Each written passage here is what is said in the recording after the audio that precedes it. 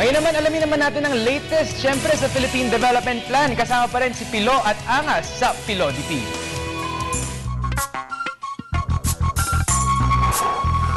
Bili. Banana Q, Maruya, Pichi-Pichi. Bili na kayo. Pilo?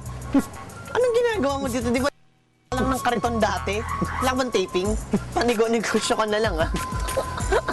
Binibili ka ba? Alin dito? Banana Q, Pichi-Pichi, Maruya.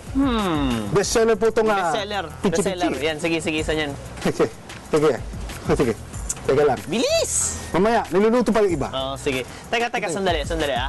Saan ako ng pamuhunan? Sensado ka na. Siyempre, inutang ko yan. Inutang! Nakapo!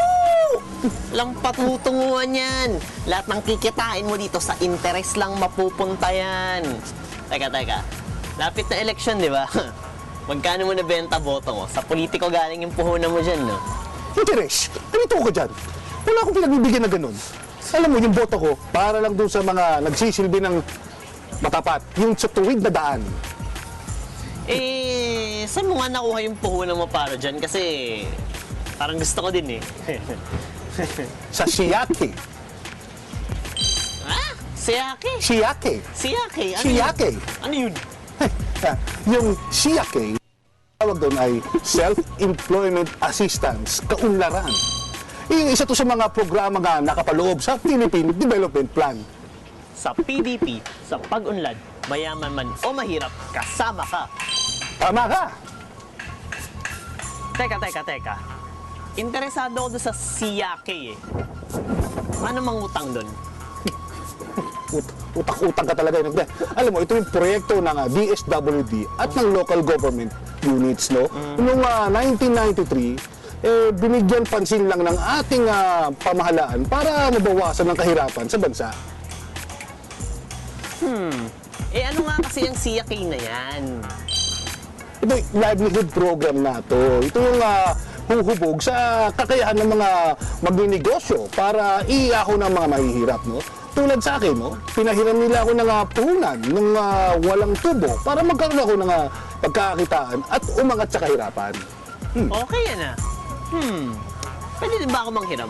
Pero hindi ako magbibenta ng merienda. Kasi ako ng bagong shades. Alam mo kasi, summer na, eh. Wow, summer. Alam mo, para lang to sa mga individual o pamilya na naghihirap sa komunidad dito sa bansa natin.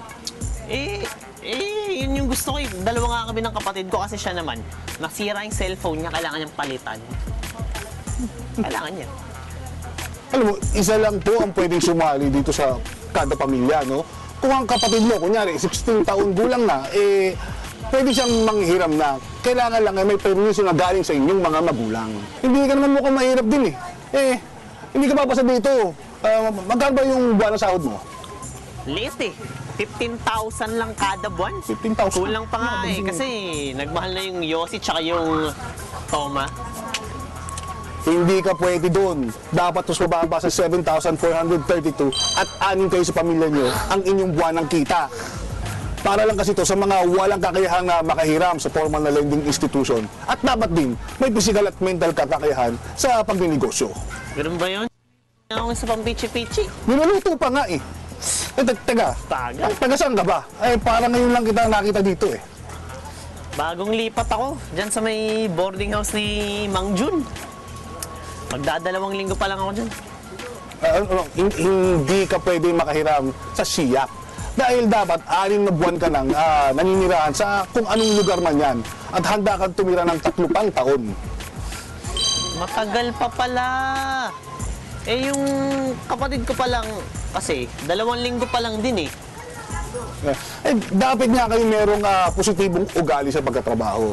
Maayos ang relasyon sa pamilya at komunidad. Meron din dapat kayong reputasyon sa komunidad na may pag-aalala sa kapakanan ng kanya-kanyang pamilya at komunidad. Meron naman ako ng lahat ng yun, eh. Paparating pa nga lang. Magkano naman ba pwede kong hiramin ko sakali? Bawat pamilya pwede nga makakuha ng minimum of 5,000 hanggang 25,000. Depende sa proyekto ng iyong no? Kasabi mo kanina, yung hihiramin mo nga pera ay pambibili mo na shades. Naku po, hindi pwede yun. Dapat gagamitin mo sa pagninegosyo at sa pagkukumpuni ng iyong bahay. Tulad ng ginagawa ko. Kung makakahiram naman ako, kailangan bayaran yan. Dahil wala na nga itong interest, no? Kailangan mo itong mabayaran sa loob ng 1 hanggang 2 taon. Ganun ba yun? Teka, kumikita naman ba yung negosyo mo? Paano kung wala kang kitain, kung malugi ka, hindi mo mabayaran, hindi kulong ka? Bakit? Hindi mo? Hinasa na kaya to, no? Ito yung aking kakayahang pagnegosyo sa tiwala sa sarili. Ito? Sinong ito? Bakit? Ano ba ha? May kasama ka ba dyan sa mga nanghiram dyan? Oo naman, no? Halimbawa, gusto mo nga humiram ng pera. Kailangan mong bumuo ng SIA Kaunlaran Association o SKA. Tignan mo itong pitchi-pitchi. Oh. Ang isang asosasyon ay dapat binubuo ng 5 hanggang 6 na grupo at ang bawat grupo ay 2, 3, 4, 5. Kapag may 5 ka na o 6 na to, meron ka ng asosasyon. Sige. Salamat dito ha. Ano mo? Thank you. Dami talaga. Salamat. Talagang malulugi ako sa'yo. Ibalik mo yan dito, no? Tulungan mo na lang ako. No? Ipatong to sa... Hindi ba kaya mag-isa yan? Laki-laki mo eh. Alam mo, tulungan mo lang ako. Kayanin natin to. Sama-sama tayong umasenso.